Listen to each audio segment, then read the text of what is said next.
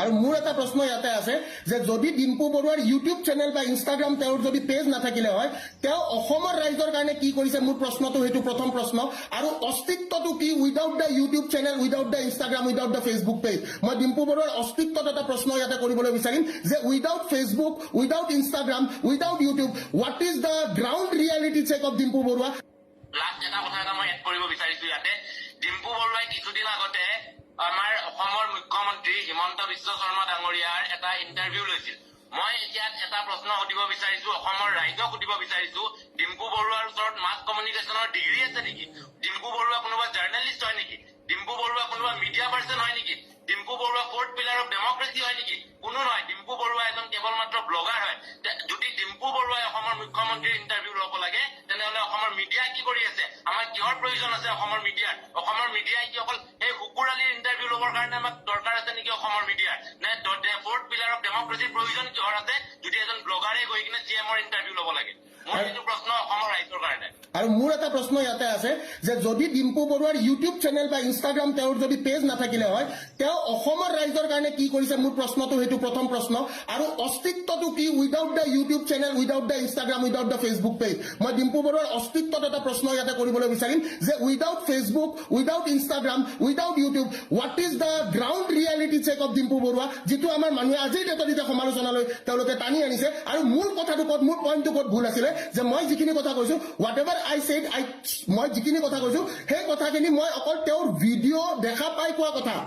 মই তেওঁৰ ভিডিঅ' যিখিনি দেখিছো তেওঁ ভিডিঅ'ত যিখিনি কাম কৰি আছে সেই ভিডিঅ'খিনি কোৱাওঁতে মানুহে মোক কি কাৰণে বেয়া পাইছে আৰু অসমৰ ছাত্ৰ সমাজ বা অসমৰ জনগণৰ কাৰণে যেনেকে সময় গগৈৰ দৰে আমাৰ ইউটিউবাৰবিলাকে কাম কৰি গৈ আছে তেনেহ'লে তেওঁলোকে কিয় কাম কৰিব পৰা নাই আৰু মই অস্তিত্বত ইয়াতে এটা প্ৰশ্ন কৰিবলৈ বিচাৰিম যে অকল প্ৰমোচনৰ পইচা দি যিখিনি কাম কৰি আছে ইয়াতে অস্তিত্বটো ক'ত just let me know' without YouTube without Instagram without Facebook who knows Dimpu Barua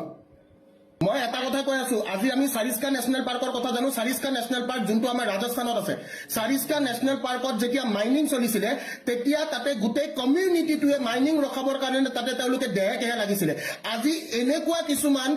তথাকথিত ইউটিউবাৰক ব্যৱহাৰ কৰি কিনে এটা ভুৱা নিউজ বা ভুৱা প্ৰচাৰ এটা কৰিবলৈ কিয় চেষ্টা কৰা হৈছে কি কাৰণত যদি আজি দিহিং পাটকাইত মাইনিং হৈছে সেই দিহিং পাটকাইত প্ৰকৃত সত্যটো তেওঁলোকে ওলাই দেখাবলৈ লাগিছিলে কিন্তু তেওঁলোকে প্ৰকৃত সত্য এটা ওলাই নেদেখি এটা মিছা স্বৰূপ এটা তেওঁলোকে এটা ঢাক দিবলৈ চেষ্টা কৰিছিলে য'ত ডিম্পু বৰুৱাৰ অৱদান আছিলে আৰু ডিম্পু বৰুৱাই কৈছে যে দিহিং পাটকাইত কোনো ধৰণৰ মাইনিং হোৱা নাই তে এনেকুৱা তদন্ত হ'ব লাগে এইবোৰ বস্তু তদন্ত হ'ব লাগে যে কেনেকৈ এজন ইউটিউবাৰে এটা মিছা কথা তেওঁলোকে আমাৰ অসমৰ ৰাইজৰ অসমৰ জনগণক এটা মিছা তথ্য তেওঁ দিবলৈ চেষ্টা কৰিছে ঠিক আছে ইয়াতে কিছুমানে ক'ব পাৰে ভিক্টৰ দাসে অমুক কৰিছে ভিক্টৰ দাস মোদাহী ভিক্টৰ দাস বেয়া মানুহ ভিক্টৰ দাস সঁচাকে বেয়া মানুহ ভিক্টৰ দাসে নিজে লাইভত কয় ভিক্টৰ দাস মোদাহী ভিক্টৰ দাসে একচেপ্ট কৰে কিন্তু আজিৰ ডেটত মই এটা কথা কওঁ ভিক্টৰ দাসে কোনো কমিউনিটিক কণ্টেণ্ট বনাবলৈ চেষ্টা কৰা নাই ভিক্টৰ দাসে কোনো এটা কমিউনিটিক লৈ যেনেকে LGBTQ কমিউনিটি এটা হওক বা যিকোনো এটা কমিউনিটিক লৈ ভিক্টৰ দাসে কিন্তু কণ্টেণ্ট ক্ৰিয়েট কৰিবলৈ চেষ্টা কৰা নাই মই ডিম্পু বৰুৱা অকে সৰি হা ডিম্পু বৰুৱা তেওঁ নিজৰ কমিউনিটিক টোটেলি ঠাট্টা সুৰেৰে তেওঁ বহুত বেয়াকৈ ঠাট্টা কৰিছে এইটো হাৰিছে আৰু প্লাছ তেওঁ যদি ইমান ভিডিঅ'টো ধুনীয়াকৈ বনাইছিলে সেইটো ভিডিঅ' তো তেওঁ এটা কাম কৰক তেওঁ যিকেইজনে তেওঁ ট্ৰান্সলেট দেখা পাইছিলে তাত তেওঁ ক্ষমতা আছিল এজন জব দিবৰ কাৰণে এক্সেক্টলি মই ইয়াতে ক'ব বিচাৰিম যে কি যোনখিনি একদম ৰাইট পইণ্টত কথা কৈছে ইয়াতে সুমনে যে যদি আপুনি ট্ৰান্সজেণ্ডাৰখিনিৰ প্ৰতি আপোনাৰ ইমানে দৰদ তেনেহ'লে আপুনি এটা কাম কৰক আপোনাৰতো হিমন্ত বিশ্ব শৰ্মাৰ লগত খুবেই ভাল আমি যিহেতু দেখিছো কাৰণ আপুনি গৈ কিনে তাতে আপুনি কি কৰিছে আপুনি তাতে যায় আপুনি আৰামছে তাতে বঢ়িয়াকে এটা ভিডিঅ' পডকাষ্ট এটা কৰিছে আপুনি এটা কাম কৰক আপুনি ট্ৰান্সজেণ্ডাৰ কমিউনিটিৰ কাৰণে আমাৰ মাননীয় মুখ্যমন্ত্ৰী হিমন্ত বিশ্ব শৰ্মা ডাঙৰীয়াই কি কৰি আছে সেইখিনি বস্তু আমাক দেখাই দিয়ক